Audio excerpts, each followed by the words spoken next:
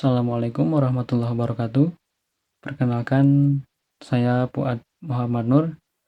Pada kesempatan kali ini, saya akan mempresentasikan atau memaparkan materi dengan berjudul Kemajuan terkini dalam estimasi ketidakpastian data pengamatan bumi untuk kualitas air. Oke, kita langsung saja masuk ke pendahuluan. Pengamatan bumi menggunakan satelit semakin berkembang. Teknologi satelit terus mengalami kemajuan dan semakin banyak digunakan untuk memantau kondisi bumi. Satelit dapat memotret permukaan bumi dari luar angkasa, termasuk memantau air, tanah, hutan, bahkan cuaca. Teknologi ini sangat membantu karena bisa mengamati area yang sangat luas dan sulit dijangkau manusia secara langsung.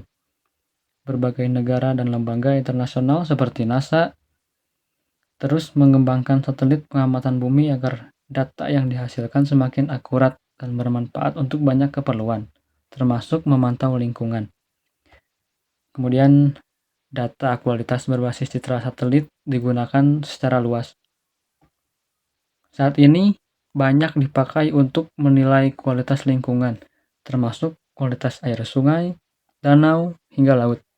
Citra satelit bisa memberikan informasi tentang warna air, kekeruhan, suhu permukaan, hingga kandungan klorofil yang menandakan adanya pencemaran atau pertumbuhan alga.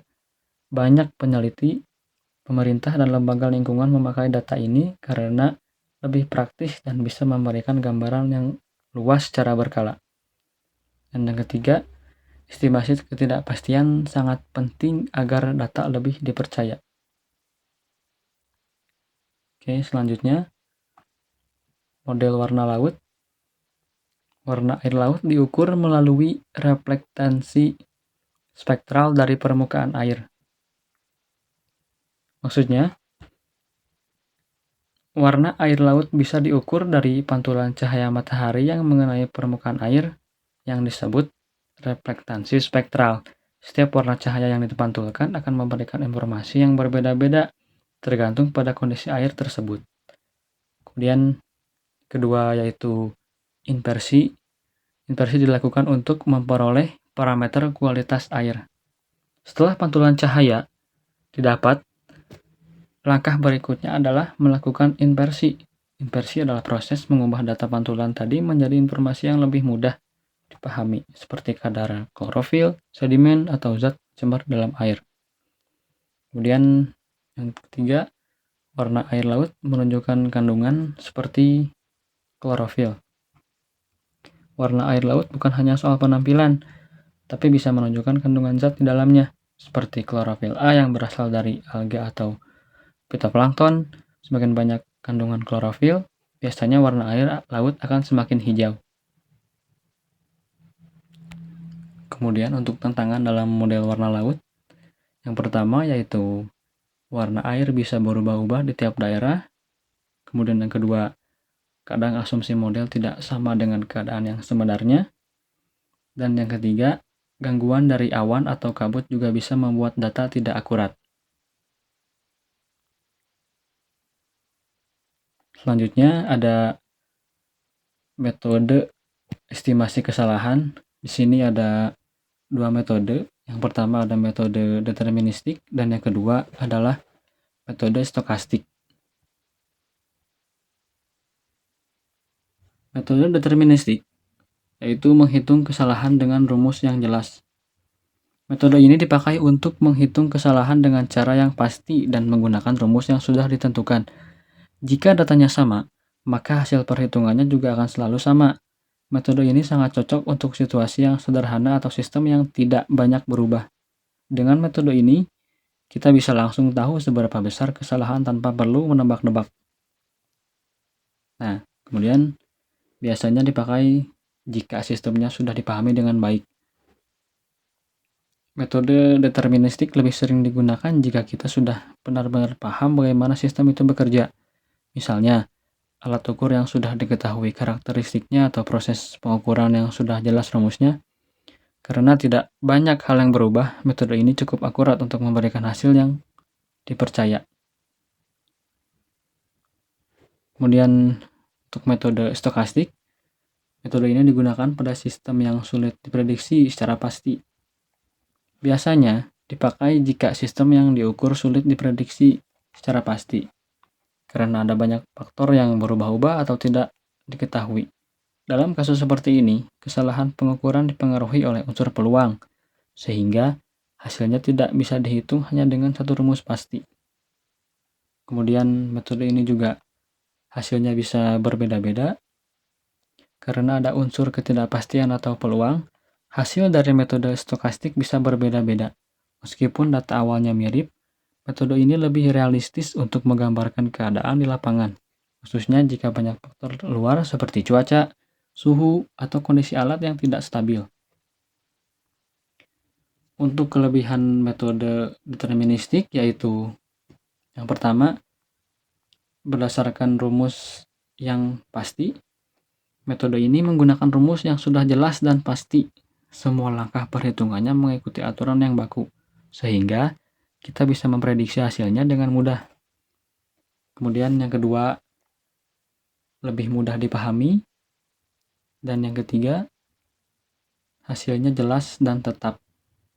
Metode deterministik ini selalu memberikan hasil yang sama selama data dan rumus yang digunakan tidak berubah. Hal ini membuat metode ini sangat cocok digunakan untuk sistem yang stabil dan sudah dipahami dengan baik. Kemudian untuk kekurangan metode ini, yaitu bergantung pada asumsi model. Metode ini sering bergantung pada asumsi model yang dibuat oleh manusia. Jika asumsi dalam model tersebut salah atau tidak cocok dengan kondisi nyata, maka hasil perhitungannya juga akan salah. Kemudian yang kedua, yaitu kurang fleksibel untuk data yang berubah-ubah. Dan yang ketiga, tidak memperhitungkan faktor acak. Metode ini menganggap semua faktor bisa dipastikan dan diatur dengan rumus. Padahal, dalam kenyataan, banyak hal terjadi secara acak, seperti gangguan cuaca atau kesalahan yang tiba-tiba. Kekurangan ini membuat metode deterministik kurang cocok untuk memprediksi sistem yang penuh ketidakpastian. Kemudian untuk kelebihan metode stokastik, yang pertama mampu menggambarkan ketidakpastian dengan lebih realistis. Yang kedua, bisa memberikan gambaran tentang risiko. Dan yang ketiga, memberikan hasil berupa peluang, bukan hanya angka pasti. Kekurangan metode stokastik yaitu membutuhkan banyak data. Yang kedua, hasilnya tidak selalu pasti. Yang ketiga, perhitungannya lebih rumit. Dan yang terakhir, hasilnya berbentuk perkiraan, bukan angka pasti. Hasil dari metode stokastik biasanya berupa rentang kemungkinan, bukan angka tetap. Bagi sebagian orang, hasil ini terasa kurang meyakinkan karena lebih bersifat perkiraan daripada ketidakpastian. Lalu selanjutnya, untuk sumber kesalahan yang terjadi, ada beberapa poin di sini. Yang pertama yaitu kesalahan instrumen pengukuran satelit. Kesalahan ini terjadi karena alat atau sensor yang dipasang di satelit tidak selalu bekerja dengan sempurna. Alat tersebut bisa mengalami kerusakan kecil, keausan, atau perubahan sensitivitas selama digunakan di luar angkasa. Kemudian yang kedua yaitu gangguan atmosfer. Yang ketiga, resolusi spasial dan temporal. Resolusi spasial adalah ukuran sekecil apa suatu citra bisa menggambarkan permukaan bumi. Sedangkan resolusi temporal adalah seberapa sering satelit memotret lokasi yang sama. Kemudian selanjutnya, kesalahan pengolahan data. Dan yang terakhir, resolusi data yang terbatas. Satelit punya batasan dalam ketelitian data yang diambil. Tidak semua satelit bisa memotret dalam sedetail yang sangat halus, tergantung teknologi yang dipakai. Oke, selanjutnya yaitu manfaat daripada estimasi kesalahan. Pertama, mengetahui seberapa akurat data. Kemudian yang kedua, membantu pengambilan keputusan. Yang ketiga, menghindari kesalahan besar di masa depan. Yang keempat, mendukung validasi hasil penelitian. Hasil penelitian akan lebih kuat dan lebih dipercaya jika dilengkapi dengan penjelasan seberapa besar kemungkinan kesalahannya. Tanpa informasi ini, orang lain akan sulit menilai apakah hasil penelitian itu bisa dipakai atau tidak. Kemudian yang terakhir, meningkatkan kualitas data. Jika kita terus memeriksa dan memperhitungkan kesalahan, lama-lama kita bisa memperbaiki cara kerja dan alat yang dipakai. Akibatnya, data yang dihasilkan akan semakin akurat, berguna, dan lebih berkualitas untuk berbagai kebutuhan. Nah, untuk keterbatasan metode pada saat ini, yaitu belum bisa menghilangkan semua kesalahan. Yang kedua, tergantung pada kualitas data awal. Jika data awalnya sudah kurang akurat, sebaik apapun metodenya, hasil akhirnya tetap kurang baik. Kemudian yang ketiga, tidak semua kondisi bisa diperhitungkan. Yang keempat, butuh alat yang canggih dan mahal. Beberapa metode membutuhkan teknologi tinggi atau alat sensor yang mahal, yang tidak semua pihak bisa miliki.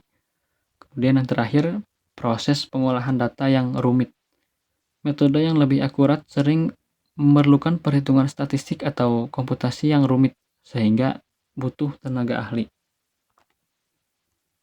Kesimpulannya yaitu, estimasi kesalahan baik dengan metode deterministik maupun stokastik sangat penting untuk memastikan data pengamatan bumi, termasuk kualitas air, lebih akurat dan dapat dipercaya. Masing-masing metode memiliki kelebihan dan kekurangan.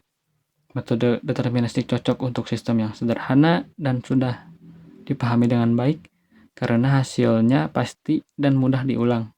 Sedangkan metode stokastik lebih cocok untuk sistem yang kompleks dan penuh ketidakpastian karena dapat menggambarkan peluang kesalahan dengan lebih realistis. Namun, metode yang ada saat ini masih memiliki keterbatasan. Tidak semua kesalahan bisa dihilangkan. Hasil sangat bergantung pada kualitas data awal dan sering memerlukan alat serta proses yang mahal dan rumit. Oleh karena itu, pemilihan metode harus disesuaikan dengan kebutuhan, kondisi lapangan, dan sumber daya yang tersedia.